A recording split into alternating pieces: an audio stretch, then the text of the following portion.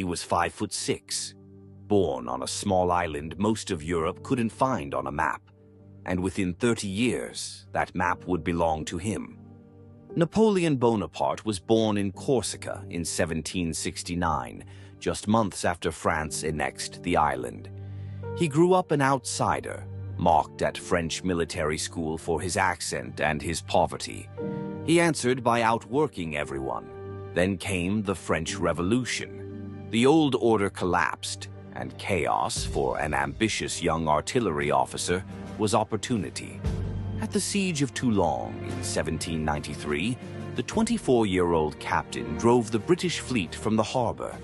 He was promoted to brigadier general before his 25th birthday. Victories in Italy made him famous. A campaign in Egypt made him a legend.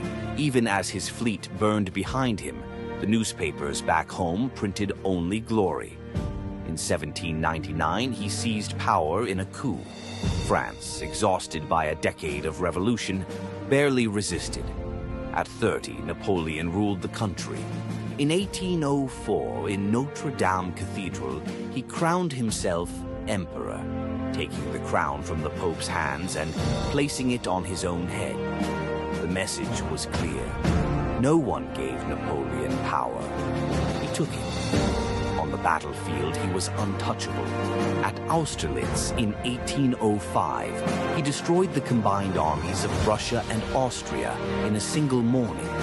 Many still call it the most perfect battle ever fought. But his deepest conquest was on paper. The Napoleonic Code rewrote the laws of France, and its DNA still runs through legal systems around the world today. Then came the mistake. In 1812, he marched 600,000 men into Russia.